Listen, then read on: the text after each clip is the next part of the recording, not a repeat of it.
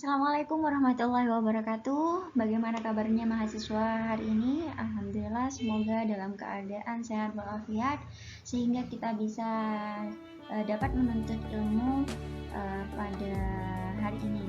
Baiklah, untuk pertemuan kali ini kita akan membahas tentang al-iqtisad. Baiklah, kata al-iqtisad. Al-iqtisad di sini diterjemahkan dalam bahasa Indonesia menjadi kata ekonomi. Kata al-iqtisad ini kalau dalam bahasa Arab tulisannya begini. Al-iqtisad. Nah, al-iqtisad di sini terdiri dari kata qasdun, qaf, shad, dan dal. Qaf, shad, dan dal itu dalam Al-Quran ada beberapa macam. Di antaranya adalah surat Luqman ayat 19, surat An-Nahl ayat 9, dan surat Fatir ayat 32. Ada surat Al-Maidah, kemudian ada surat At-Taubah, dan juga ada surat Luqman ayat 32. Dalam Al-Quran, al-iqtisad itu memiliki makna yang sangat banyak sesuai dengan kata yang ada dalam Al-Quran yang telah disebutkan tadi. Baiklah, yang pertama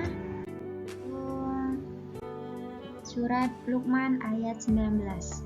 Yuk kita baca bersama. A'udzu billahi minasyaitonir rajim. Bismillahirrahmanirrahim. Waqsid fi masyika waghdud min sautik. Inna ankaral aswati la sautul hamir. Di manakah teman-teman melihat ada kata iqtisad di situ? Kata iqtisad di situ ada pada awal ayat, yaitu waqsid. Apa sih artinya waqsid? Dan sederhanakanlah dalam berjalan, dan lunakkanlah suaramu. Sesungguhnya seburuk-buruk suara ialah suara kedelai. Waqsid di sini bermakna dan sederhanakanlah. Baik, kita kembali ke tafsirannya. Menurut Al-Maghrawi, secara umum ayat yang di atas itu menjelaskan tentang seorang hamba yang bernama Luqman. Karena ini berada dalam surat Luqman, maka masih ada kaitannya dengan Luqman. Siapakah Luqman itu? Allah memberikan kepadanya al-hikmah. Luqman adalah seorang hamba yang pandai bersyukur atas segala karunia yang diberikan oleh Allah, baik siang maupun malam. Menurut Ibnu Katsir, di sini waqsid fi masyika waghdud min sautik itu artinya berjalanlah muqtasidan, gerakan yang sedang, jadi tidak terlalu terburu-buru dan juga tidak terlalu lambat. Tidak terlalu lambat dan tampak malas, dan tidak pula kencang sehingga terkesan berlebihan, akan tapi berjalan dengan tenang, berjalan dengan biasa. Kalau diistilahkan itu yang sedang-sedang saja. Gitu. Kemudian menurut Al-Maghrawi di sini ayat tersebut menjelaskan kepada kita, mengajarkan kepada kita bahwa dalam berjalan itu harus seimbang, tidak boleh lambat ataupun terkesan berlebihan. Jadi pada surat Luqman ayat 19 di sini qasdun atau al-iqtisad tadi, bagian dari al-iqtisad tadi bisa diartikan sebagai tawasud atau moderat, yaitu pertengah-tengahan, tidak boleh lambat ataupun tidak boleh berlebihan, jadi harus sedang-sedang saja. Dalam praktek perekonomian, hal itu juga sangat diajarkan. Jadi ketika kita misalkan mengkonsumsi suatu makanan ataupun mengkonsumsi suatu barang dan lain sebagainya, kita tidak boleh berlebihan, tidak terlalu sedikit juga, akan tapi harus pertengahan, yaitu al-iqtisad. Al-iqtisad yang bermakna tawasud atau moderat. Oke, selanjutnya kata qasdun juga terdapat dalam surat An-Nahl ayat 9, di mana di situ ada kata wa 'alallahi qasdus sabili wa minha jair walau syaa lahadakum ajma'in. Artinya, dan hak Allah menerangkan jalan yang lurus dan diantaranya ada jalan yang menyimpang, dan jika Dia menghendaki tentu Dia memberikan kamu semua ke jalan yang benar. Dalam ayat An-Nahl ini, An-Nahl ayat 9 di sini ada kata qasdus sabil. Apa makna qasdus sabil? Yuk kita lihat penafsirannya. Baik, dalam surat An-Nahl ayat 9, Syaukani menafsirkan qasdus sabil di sini sebagai jalan Allah yang menjelaskan tentang petunjuknya, yaitu berupa hidayah atau berupa jalan yang sesat. Ibnu Katsir juga mengatakan bahwasanya qasdus sabil itu, qasdun itu adalah jalan, qasdun itu adalah kebenaran, kemudian sabil itu adalah jalan. Menurut Ibnu Katsir, qasdus sabil adalah thoriqul haq 'alallah, jalan yang lurus, yaitu jalan Allah. Asy'udi juga menyebutkan bahwasanya kalimat tersebut, apa sih qasdus sabil itu, jalan Allah itu mananya yang mana? Maknanya yaitu adalah Islam itu sendiri. Kemudian menurut Al-Ufi yang sanadnya dari Ibnu Abbas, makna qasdus sabil di situ adalah melalui Allah kita itu mendapatkan kejelasan atau petunjuk. Jadi ayat tersebut menjelaskan tentang janji Allah, bagaimana Allah itu menetapkan dan menjelaskan jalan yang lurus. Jalan yang lurus yaitu melalui agama Islam. Dalam surat tersebut, surat An-Nahl ayat 9 tersebut, Allah juga menjelaskan tentang jalan yang bengkok. Maksudnya, jalan yang bengkok itu ialah jalan yang memang menjadi pilihannya manusia, karena manusia yang menciptakan kebengkokan itu sendiri. Akan tetapi, hanya Allah lah yang menunjukkan jalan yang benar. Dari makna itu, kita mengetahui bahwasanya qasdun pada surat An-Nahl ayat 9 itu bermakna jalan, sedangkan pada surat Luqman ayat 19 qasdun di situ bermakna pertengahan atau tawasud ataupun moderat. Kata qasdun selanjutnya yaitu terdapat dalam surat Fatir ayat 32.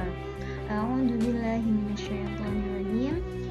Tsumma awratsnal kitabal ladzina istafaina min ibadina faminhum zalimun linafsihi wa minhum muqtasid wa minhum sabiqun bil khairati biidznillah dzalika huwal fadlul kabir. Yang artinya, kemudian kitab itu kami wariskan kepada orang yang kami pilih di antara hamba-hamba kami. Lalu di antara mereka ada yang menzalimi diri sendiri, ada pertengahan, kemudian ada pula yang berbuat kebaikan dengan izin Allah. Yang demikian itu adalah karunia Allah yang sangat besar. Makna atau penafsiran dari surat Al-Fatir ayat 32 yaitu bahwasanya setelah Allah memberikan kitab itu kepada orang pilihannya, siapakah orang pilihan Allah itu? Yang pertama jelas adalah Nabi Muhammad. Setelah Nabi Muhammad, yaitu Allah memberikan kepada 3 kelompok. Yang pertama adalah zalimul linafsi, kemudian yang kedua adalah muqtasid, yang ketiga adalah sabiqum bil khairat. Siapakah zalimul linafsi itu? Yaitu orang yang melakukan dosa dari kaum muslimin, walaupun bukan berarti mereka terjerumus ke dalam dosa yang tidak diampuni oleh Allah. Jadi mereka melakukan dosa, misalkan dosanya itu meminjam meminjam barang temannya tanpa memberitahuan terlebih dahulu kepada temannya.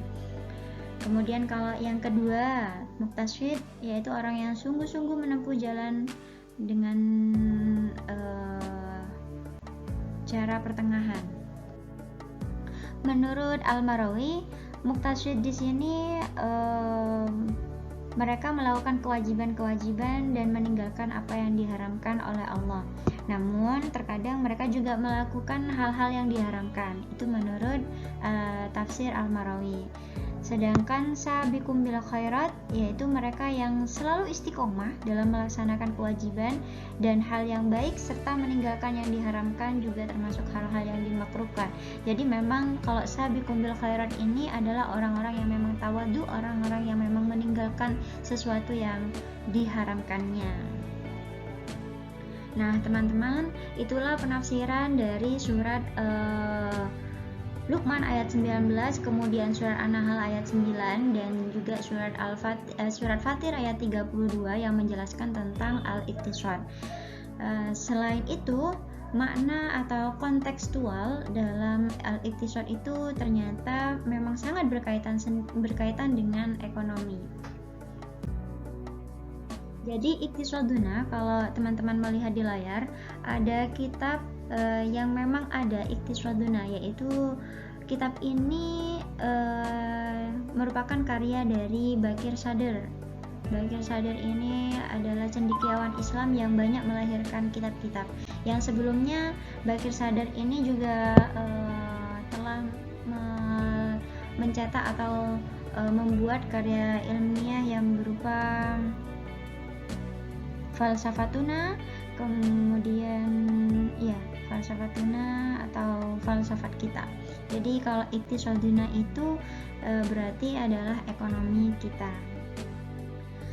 Dari beberapa ayat yang menjelaskan tentang al-iqtisad di situ, hal ini memberikan penggambaran pada kita bahwasanya al-iqtisad itu memiliki relasi yang sangat kuat dengan hakikat ekonomi Islam, kemudian tujuan ekonomi Islam ataupun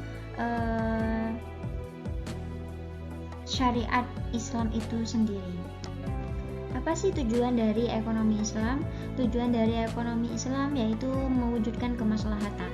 Maslahat itu dapat kita peroleh apabila kita melaksanakan sebagai abdun, sebagai manusia di muka bumi ini, sebagai orang yang melaksanakan setiap kewajiban ataupun melaksanakan kelangsungan hidup itu dengan jalan keseimbangan yang telah dijelaskan tadi.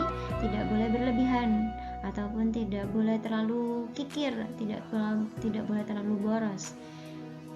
Ekonomi Islam juga bertujuan untuk mewujudkan dan menciptakan kehidupan yang sangat seimbang, di mana antara lain mencakup keseimbangan fisik dengan mental, kemudian material dan spiritual, individu dengan sosial, masa kini dengan masa depan. Jadi memang harus seimbang. Baik, alhamdulillah penafsiran tentang al-iqtisad telah selesai. Semoga bisa bermanfaat buat teman-teman semuanya. Saya akhiri. Assalamualaikum warahmatullahi wabarakatuh.